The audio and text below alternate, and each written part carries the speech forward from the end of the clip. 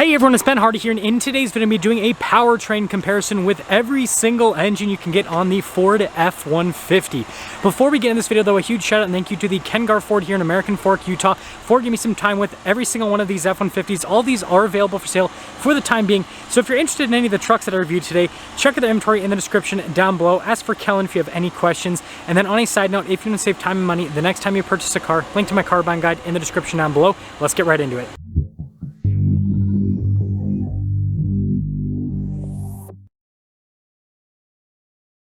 Now we'll dive into the powertrain specs in just a second, but let me quickly tell you the different powertrains you have on the F-150. You've got the 3.3 liter naturally aspirated V6.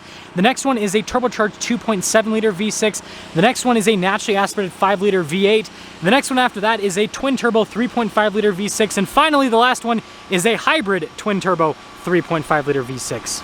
So starting with that 3.3 liter V6, it goes through a 10-speed automatic transmission. It puts out 290 horsepower and then 265 pound-feet of torque. Fuel economy is 19 around town and then 22 on the highway. Now the next powertrain is a turbocharged 2.7 liter V6 that also goes through a 10-speed automatic transmission. Fuel economy is 19 around town and then 24 on the highway, with power outputs being 325 horsepower and then 400 pound-feet of torque.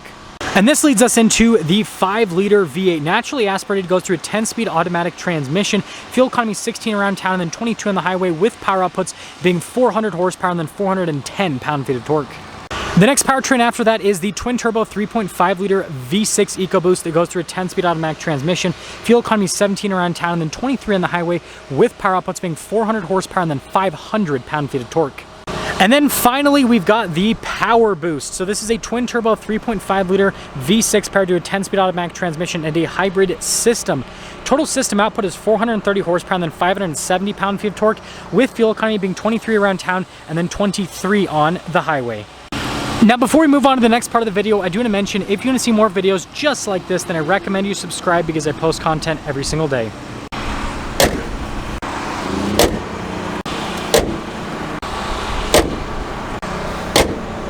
Now the next thing I want to look at is payload capacities with the different powertrains. Now this isn't perfect because these aren't all the same configuration, but we'll just look at them anyways. So 1,622 pounds of payload, and that is with an XLT Super Crew with the 3.3 V6. Now I don't know if the camera's going to pick this one up very well, but hopefully you can see 1,611 pounds of payload. And that payload is with an XLT Super Crew with the 2.7 V6. Now the next one, 2,108 pounds. Now that's with an XL Super Cab with the 5 liter V8. And now the next one you guys can see, 1,819 pounds. And that is with the 3.5 EcoBoost XLT Super Crew. And then the last one, 1,470 pounds. And that is also with an XLT that has the Super Crew. Now the next thing that I want to dive into is going to be the towing capacity with all of the different powertrains. We need to talk about today's sponsor, Morgan & Morgan. Now, nobody wants to get into a car accident, an accident at their workplace, or, slip and fall in front of a business, but sometimes it just happens to be a part of life. And I can speak about this from a place of personal experience because when I was 17 years old, I got in a really bad car accident where my car got totaled out. And because I didn't know anything about insurance companies or getting help by a law firm, I basically got completely screwed in the situation where I got no money for my totaled car and I was left without a vehicle. And this is where Morgan & Morgan can help out. They are America's largest injury law firm with over 100 offices, over 800 lawyers, and over 4,000 case staff that are all ready to help you out. Now I know at this point you might be thinking, Ben, that sounds really expensive, but here is the deal. All of the court hearings, the research, the negotiation, and more are free unless you win. And so if you're involved in some sort of personal accident, whether it be a slip and fall accident, an accident at your workplace, or maybe a car accident similar to what I was involved in, then you might want to get help from Morgan & Morgan. And don't feel bad that you're going down the route of suing. I know a lot of people might feel guilty about this, but what you have to understand is you're not suing the person or the business. You're suing their insurance company that has billions upon billions of dollars. And so it's more about making sure that you get the compensation that you deserve. So again, if you're injured in an accident, then you can check out Morgan & Morgan at www.forthepeople.com/ www.powertrain.com/BenHardy, or you can give them a call at pound 529, which is pound law. I think that's so cool that they got that number reserved. But again, www.forthepeople.com/BenHardy. Let's get back into the review. So with the 3.3 liter V6, it looks like you can tow just over 8,000 pounds for the max towing capacity. The 2.7 liter V6 is right around 10,000 pounds. The 5.0 V8 is right around 13,000 pounds. The regular 3.5 EcoBoost is right around 14,000 pounds. And then the PowerBoost is just under 13,000 pounds. And now before we take the trucks out and drive them, let's quickly talk about how much each of the powertrain options cost. So from what I can find, the 3.3 liter V6 is a no-cost option. Now when it comes to the 2.7 V6, I got a lot of different answers in terms of the cost, anywhere from like $1,500 to $2,500 for the cost on that powertrain. Now the 5.0 V8 on this truck costs $2,300 roughly. The 3.5 on this truck costs about $2,700. And then the PowerBoost costs a whopping $4,500. So with that being said, let's take all the trucks out and see which one drives the best.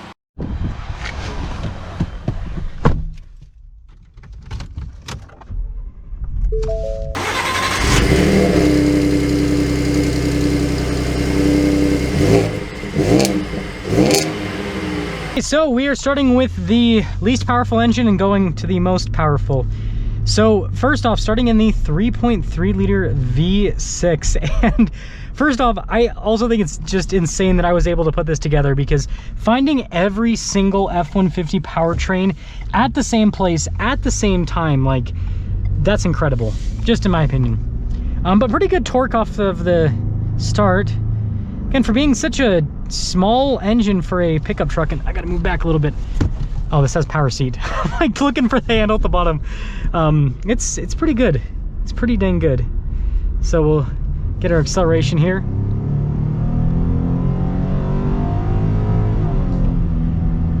I mean, that's not like quick or anything, but I mean, it moves.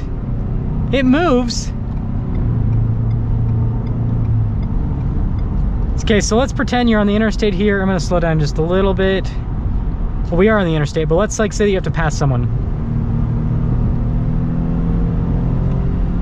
I mean, it's got about as much passing power as a Prius. It's not, it's, actually the new Prius is pretty fast, so yeah.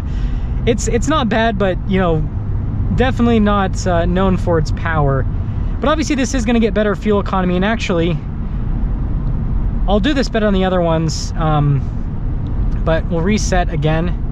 I'll try to remember to reset before I start the driving on the other ones, so that we can see the trip. So I guess this one will be the least accurate. So here we go. Now we're starting to go through some fuel here.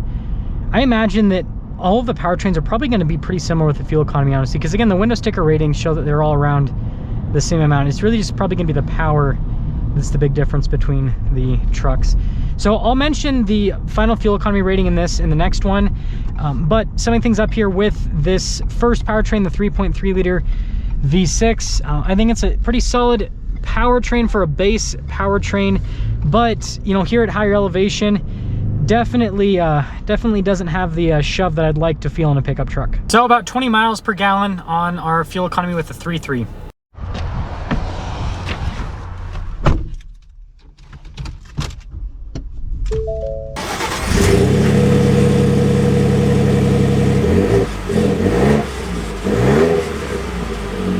Okay, so setting off in the trusty 2.7 liter V6, and I did remember to reset the fuel economy at the beginning this time, so this one will be a little bit, I guess, more accurate than what we had on the 3.3 V6. But, you know, I mean, I drove for like maybe a quarter of the route without using without resetting the fuel economy on that one, so it's not like we're losing a massive amount, because most of the route I'm not going to be filming because the video would be too long. Already noticed a huge difference with power though. Holy guacamole. Going from under 300 pound-feet of torque to 400 pound-feet of torque, it makes such a huge difference with the pickup truck, let me tell you. And we'll give this slow twit a minute here. Okay, punch it. Woo! Oh man, yeah, this thing's pretty dang quick.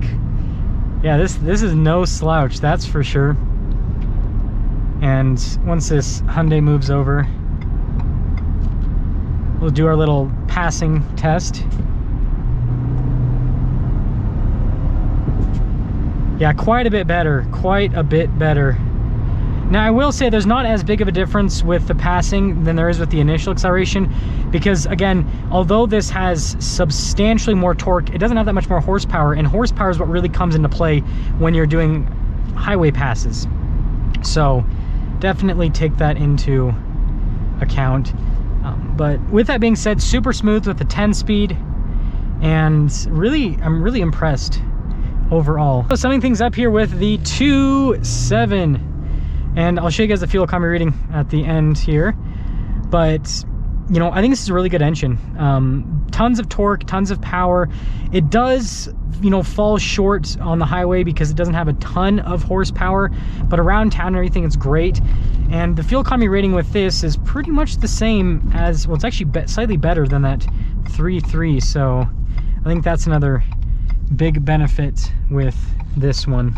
Okay, so 15.6, resetting the fuel economy earlier on this definitely affects the fuel economy. So we're gonna say that the 3.3 would have probably gotten closer to what this had if I had reset the fuel economy right at the start. So a little bit of an unfair test, so sorry about that.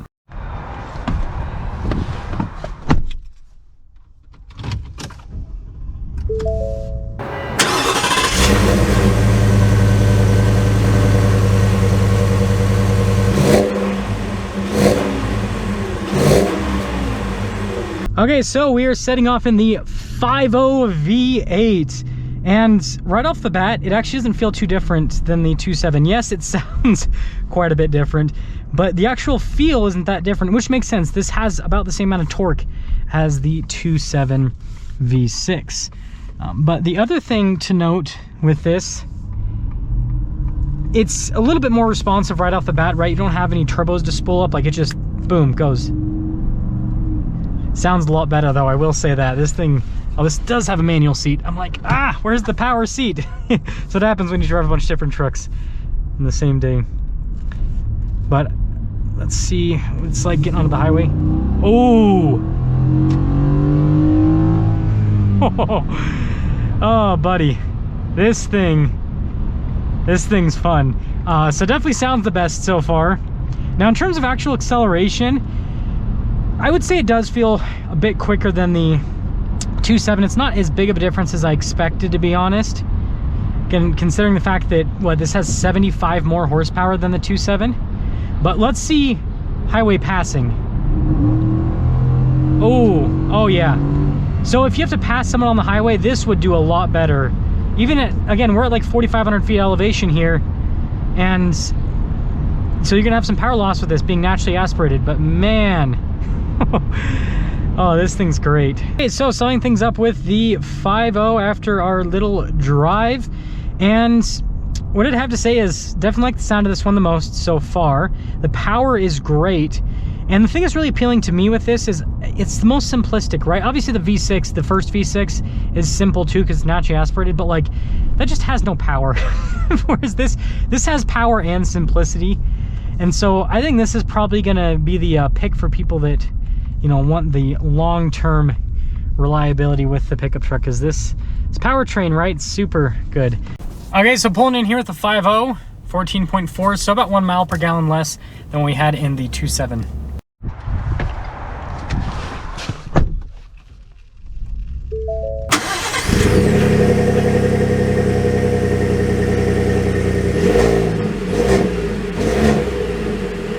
So setting off in the 3.5 EcoBoost, aka the EcoBeast, and I can tell you, like right off the bat, there's a substantial torque difference with this compared to the 5.0. I mean, it just, like, it moves. It definitely moves. And it's decided to start raining a little bit, but the good thing about Utah is it'll rain for like 5 minutes and then it'll just stop. But initially getting up and moving, yes, so much torque. I mean, I feel like I barely have to get in the throttle with this one, actually. Now this will be fun here with our acceleration.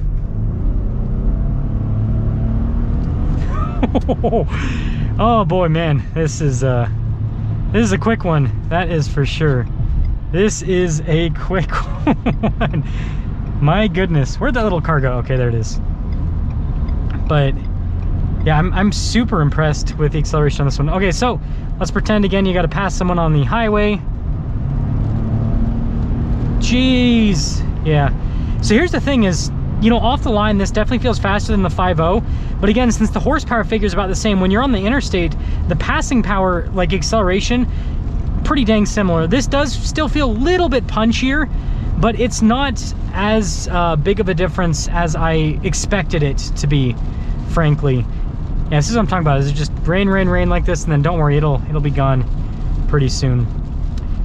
But yeah, with the 3.5, definitely more punch right off the bat.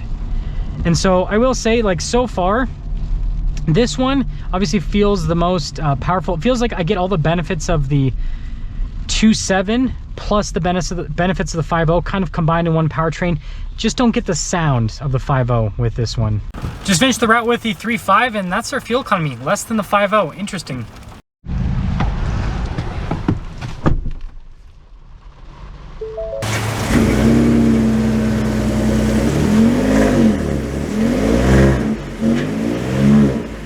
So, finishing things off in the PowerBoost, and then we'll be able to fully cap off this video with which Ford powertrain is the best.